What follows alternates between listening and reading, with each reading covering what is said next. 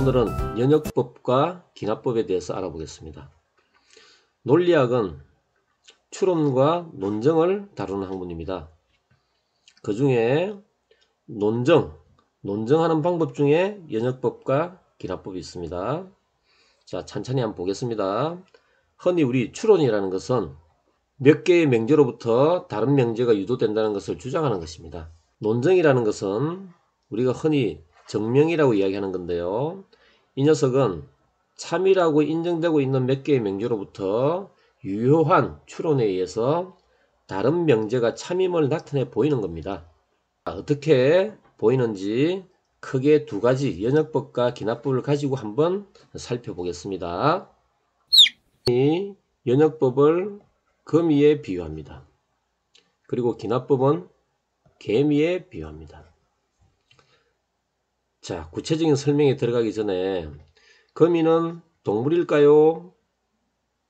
곤충일까요? 거미는 절지동물입니다. 신기하죠? 그리고 개미는 곤충입니다.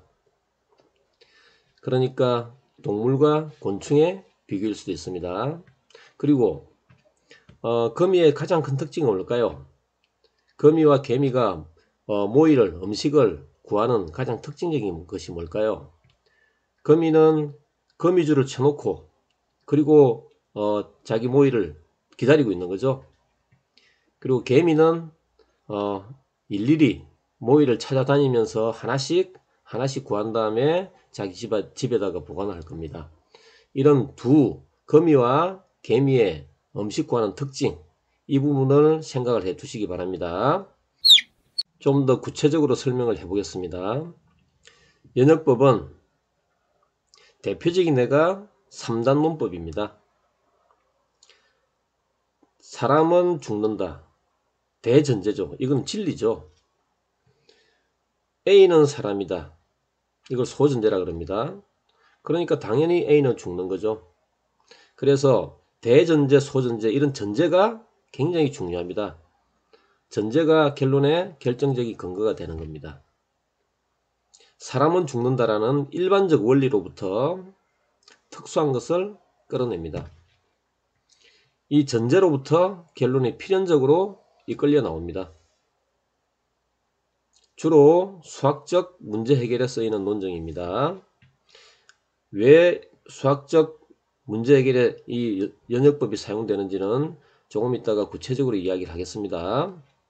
자, 거기에 반해서 기납법은 이런 논리입니다. A는 죽는다, B는 죽는다, C는 죽는다, D는 죽는다. 따라서 사람은 죽는다. 특수한 것으로부터 출발해서 일반적 원리를 끌어냅니다. 전제로부터 결론이 확률적으로 이끌려 나오는 논증을 이야기합니다. 관찰과 실험을 통해서 결론이 나옵니다. 자연과학적 문제 해결에 유용하게 사용되고 있습니다. 2번과 같은 예도 나옵니다. 특수한 지역의 백조가 색깔이 하얗으니까 다른 모든 지역의 백조도 하얗다. 이렇게 이야기하는 게 100% 맞을지 모르겠습니다. 어쨌든 이런 논증을 우리는 기납적 논증이라고 이야기를 합니다. 흔히 과학에서는 그런 방법을 사용하죠. 자, 그렇다면 이 거미와 개미가 모이를 구하는 특징이 어떤 차이가 있다 그랬죠? 거미는 거미줄이라는 대전제, 그리고 소전제, 이런 것을 미리, 절대적 진리입니다. 이게 미리 쳐놓고 그리고 난 다음에 결론을 끌어냅니다. 그러니까 일반적 원리로부터 특수한 것을 만들어내는 거죠. 근데 개미는 모이를 찾아서 떠나서 모이를 구해서 집으로 옮겨놓고 또 옮겨놓고 이런 것처럼 어떤 실험과 관찰을 통해서 이런 사실들 유추해내고 그것을 종합해 보니까 이런 결론이 나오더라라고 논증하는 방법입니다. 그러니까 거미와 개미로 비유해 볼 수 있는 거죠. 수학은 왜 연역법일까요? 한번 생각해 봅시다. 우리가 흔히 복합 명제 중에 조건문이 있습니다. P이면 Q이다. 그럴 때 우리는 P가 참이라면 Q라는 것을 끌어내는 거죠. P를 참이라고 여기고 Q를 끌어내는 겁니다. 그런데 거기에 사용되는 것은 이걸 우리는 소전제라고 이야기할 수 있는데 거기에 사용되는 것은 온갖 수학적 팩터, 수학적 사실들이 동원됩니다. 그 안에는 정의, 그 다음에 정리, 피타고라스 정리 같은 정리, 그리고 공리라고 이야기하는 수학에서 증명 없이 사용하는 어떤 내용들이 있습니다. 그런 녀석들을 다 종합해서 이런 진리를 가지고 100% 진리입니다. 진리를 가지고 이런 결론을 끌어내는 겁니다. 그러니까 이게 지금 우리가 이야기하는 전제가 되는 거죠. 수학적 사실 대전제, 그 다음에 가정 소전제로부터 어떤 결론을 끌어내는 겁니다. 그래서 수학이 연역법의 대표적인 그런 어떤 학문입니다. 자, 그렇다면 한번 구체적으로 봅시다. 인원소수이다. 이거는 전제가 뭘까요? 이거는 단순 명제죠. 이거는 이 안에 들어있는 전제는 뭘까요? 예, 소수라는 정의입니다. 정의. 소수가 뭐죠? 1과 자기 자신 이외의 약수를 갖지 않습니다. 자, 2는 약수가 1, 2밖에 없잖아요. 그쵸? 그러니까 이건 당연히 소수인 차빈명제죠. 차빈명제입니다. 그래서 정의라는 어떤 대전제가 사용된 겁니다. 그 다음에 연속하는 두 자연수의 곱은 짝수이다. 자, 연속하는 두 자연수는 어떤 구조로 이루어져 있죠? 하나가 홀수면 하나는 반드시 짝수잖아요. 그쵸? 그러한 수학적 사실에 기반해서 두 자연수의 곱은 짝수이다라고 우리는 이야기할 수 있는 겁니다. 자, 이번에는 P이면 Q이다라는 명제인데요. 이게 가정을 이루는 조건이고 이게 결론을 이루는 조건입니다. 자, 그러면 P이면 Q이다입니다. 자, 그랬을 때 P가 참이 되게 하려는 X는 얼마죠? 2잖아요. 2. 그 녀석을 여기다 넣었더니 참이 되네요. 그러니까 이 소전제를 가지고 참을 만들어주는 값을 가지고 이 결론을 끌어내는 겁니다. 그러니까 이것도 역시 연역법이라고 이야기할 수 있는 거죠. 이번에는 수학적 영역법에 대해서 조금만 더 들어가 보겠습니다. 우리가 흔히 수학에는 정의를 사용하죠. 정의. 우리가 흔히 수학은 정의의 학문이다라고 이야기하듯이 수학에는 각가지 것들을 다 정의하고 있습니다. 정삼각형은 이렇게 이루어져 있다. 이렇게 정의를 하고 시작하는 겁니다. 항상. 그런데 여러분들이 모르겠지만 무정의 용어라는 것도 있습니다. 정의할 필요가 없는 것들이죠. 그냥 사용하는 겁니다. 점, 직선, 평면 그냥 사용하는 거죠. 네. 근데 여러분들 혹시 점이 뭘까요? 점은 어떤 위치를 나타내지만 부분은 없습니다. 근데 실존하는 점이 있을까요?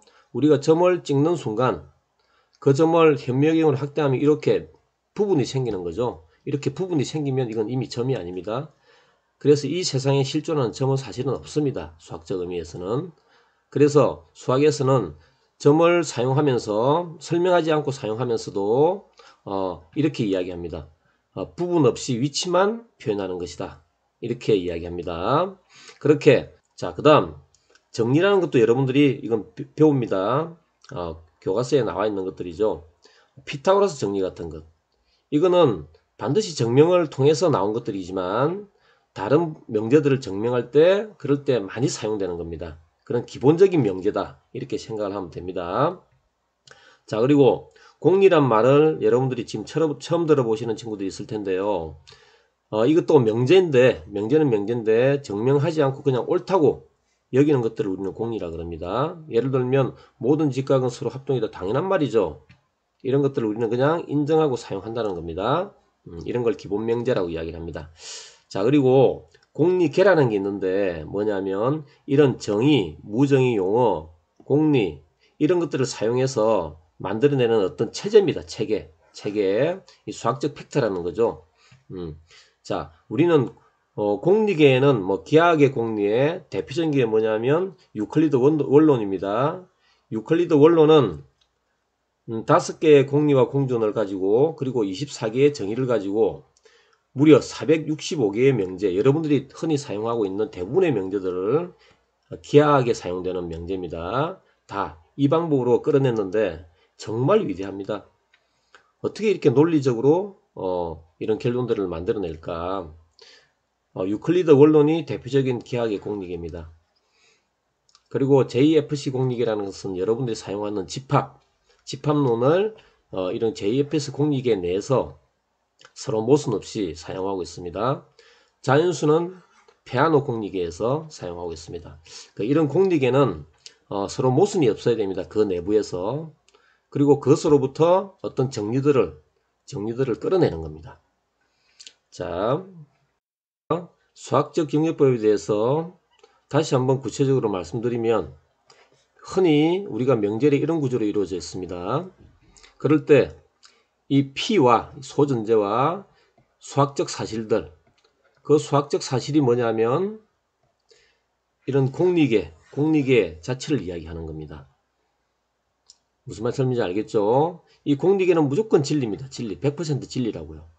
그것으로부터 이런 결론이 끌어져 나오기 때문에 이 수학적 어떤 명제에 대한 정리는 참그 것을 밝히는 이 과정은 대표적인 영역법입니다.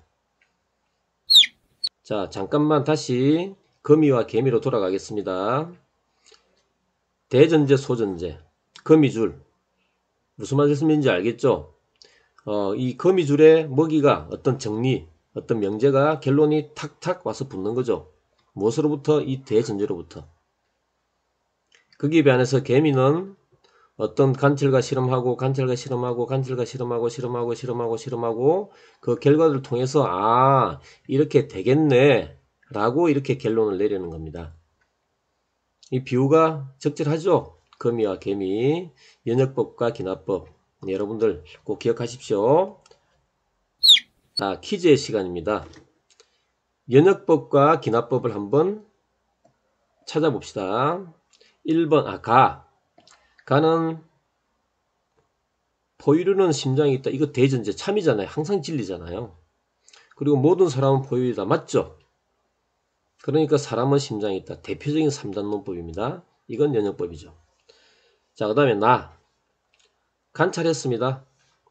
고양이는 모두 눈이 있어요. 그러니까 모든 고양이는 눈이 있다라고 그렇게 결론을 내리는 겁니다. 자, 다 한번 봅시다. 루트 2는 무리수이다. 이거 참인 명제죠. 자, 그런데 이게 참인 명제를 끌어내기 위해서 우리는 어떤 수학적 사실을 사용했을까요? 루트 2는 무리수이다. 그러니까 루트 2가 만일에 유리수라면 PQ는 서로소 이렇게 놓고 증명을 합니다. 무리수인데 유리수라고 가정을 해버리는 겁니다. 실수는 흔히 유리수 아니면 무리수로 딱 나눠지거든요. 그쵸? 근데 유리수라고 가정을 딱 했어요. 그랬더니 나중에 모순이 일어납니다. 그러니까 유리수 아니네? 그럼 무리수네. 자, 우리는 어떤 대전제를 사용했냐면 어떤 수학적 사실을 사용했냐면 실수라는 것은 유리수와 무리수로 딱 이분화된다는 수학적 사실과 그리고 유리수에 대한 정의를 사용했겠죠. 그런 대전제에 의해서 이 녀석은 무리수다라는 것을 우리는 보여나가는 겁니다. 그때 사용하는 방법은 연역법인데 구체적으로 들어가면 기류법을 사용한 거죠. 자, 그렇다면 라는 연역법일까요? 기납법일까요? 우리가 관찰 실험하고 과학적 어떤 결론을 끌어낼 때 흔히 가설을 설정합니다. 실험 또는 조사를 해본 결과 실험군에서 가설에 부합하는 유의미한 결과가 나왔다. 그러므로 가설은 옳다. 도대체 이 방법은 연역법일까요? 기납법일까요? 적으로 살펴보겠습니다. 현재까지 연구된 결과에 의해서 어떤 나온 논문이 있다고 칩시다. 또는 어떤 주변의 현상들을 관찰을 했을 때 나오는 어떤 사실들이 있을 것입니다. 그런 것들을 종합적으로 연구를 해본 다음에 이렇게 될 것이다 라고 가설을 세울 수 있는 거죠. 그리고 가설을 세운 다음에 어떤 조사나 시험이나 실험을 통해서 연구활동을 할 것이고, 그리고 난 다음에 해보니까 이런 상태가 이렇게 결론을 내려도 되겠네 라고 우리는 검증을 합니다. 그런 다음에 어떤 나름대로 어떤 결과를 갖다 우리는 무엇이다라고 결론을 내는 거죠. 자, 이건 연역법일까요? 기납법일까요? 여기 보니까 전제가 있네요. 전제. 그죠? 전제가 있습니다. 그 전제를 가지고 이거 대전제라고 이야기하겠네요. 현재까지 어떤 업적들, 결과들, 거인의 어깨에 있는 거죠. 그것들을 가지고 어떤 가설, 소전제, 전제를 세우는 거고, 그것으로부터 우리는 어떤 결론을 만들어내는 겁니다. 그러니까 이 방법은 실험과 시험을 통해서 하는 거니까 이거는 구체적인 기납법이잖아요. 기납법. 방법은 기납법이에요. 근데 대전제, 소전제를 세우고 출발했으니까 이 구조, 이런 전체적인 구조는 뭐라고요? 얘는 연역법인 거죠. 구조는 연역법인 거예요. 자, 그래서 이런 녀석들 우리는 어떻게 이야기를 하냐면 가설 연역법이라고 이야기합니다. 가설 연역법. 재밌죠? 또는 실험 연역법이라고 이야기합니다. 흔히 과학에서 많이 사용되는 어떤 방법입니다. 그러니까 연역법과 기납법의 한계를 갖다가 극복하는 거죠. 그래서 연역법과 기납법을 적절하게 혼용해서 사용하는 이런 논법을 요즘 과학 실험에서 굉장히 많이 사용합니다. 물론 사약적으로도 이런 부분들에 대한 어떤 논증 방법을 많이 사용하기도 합니다. 마지막 정리하겠습니다. 우리는 논리학 중에서 논증에 대한 이야기를 했고, 그런 논증에서는 연역법과 그 다음에 기납법이 있다라는 것을 배웠습니다. 그리고 연역법과 기납법을 적절하게 종합한 가설 연역법이라는 것도 배웠습니다. 자, 연역법은 흔히 거미에 비유를 하고 기납법은 개미에 비유한다. 그 차이는 여러분들이 이제 좀 이해를 했을 것입니다. 자, 마무리하기 전에 이렇게 추론해 나가는 과정에서 이 가설들을 검증할 때 사용하는 어떤 유용한 도구가 뭐가 있을까요? 예, 확률과 통계에서 나오는 통계입니다.